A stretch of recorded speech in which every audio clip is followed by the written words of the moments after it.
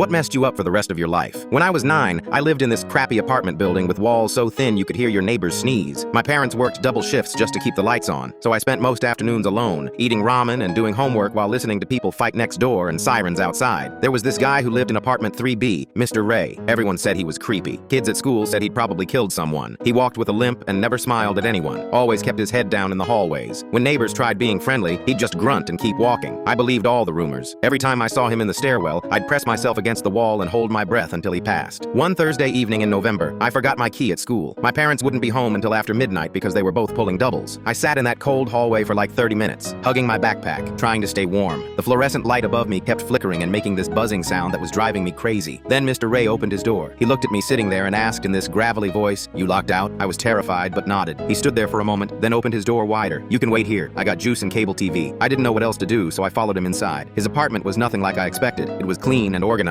He had bookshelves everywhere, framed pictures on the walls, and this orange cat curled up on his couch. He poured me a glass of orange juice in a Mickey Mouse cup and turned on cartoons. We sat there in silence for like 2 hours until my parents got home. That became our routine. Every time I forgot my key or got home before my parents, I'd knock on 3B. Mr. Ray would let me in without asking questions. He'd give me snacks and let me watch TV. Sometimes he'd help me with math homework. Turns out he used to be a librarian before he got hurt in some accident at a warehouse job. His wife had died years ago, and he liked doing crossword puzzles and feeding birds outside his window. He wasn't scary at all. He was just lonely. After a few months, I started telling people at school that Mr. Ray was actually pretty cool. Big mistake. Some kids thought it was weird that I was hanging out with an old man. They started saying stuff like he was grooming me or whatever. One day I came home and someone had spray painted "pervert" across his door in red letters. Someone called the landlord and said they were worried about me being alone with him. Police came and talked to me. Child services interviewed me too. I kept telling them nothing bad ever happened, that he just gave me juice and helped with homework. But they kept asking the same questions over and over, like they were waiting for me to say something different. Everyone kept saying, "Better safe than sorry," and "You can never be too careful with children." Mr. Ray got evicted the next week. I watched through my peephole as he loaded his stuff into a beat-up truck. He looked so defeated. I wanted to run out and say goodbye, but my mom held me back. She said it was for the best, even though she'd never actually met him. A few months later, we moved to a different apartment across town. I thought about Mr. Ray sometimes, but figured he'd found a new place and was doing fine with his crosswords and his cat. Fast forward 15 years. I'm 24, working as an EMT on the night shift. We got called to this low-income housing complex for an elderly man who'd collapsed. When we got there, the apartment was basically empty except for a cot, a walker, and a stack of crossword books. The guy was unconscious on the floor. I recognized the limp before I even saw his face clearly. It was Mr. Ray. 15 years older, a lot thinner, but definitely him. He was barely breathing. We tried everything we could, but he was already gone by the time we got him to the hospital. Heart failure. The landlord told us he'd been living there for about 5 years. No family, no visitors, just him and those crossword books. The only thing in his refrigerator was cat food, but there was no cat. Turns out he'd been feeding strays in the alley behind his building. That night messed me up. This man who'd shown me kindness when I needed it most died completely alone because people assumed the worst about him.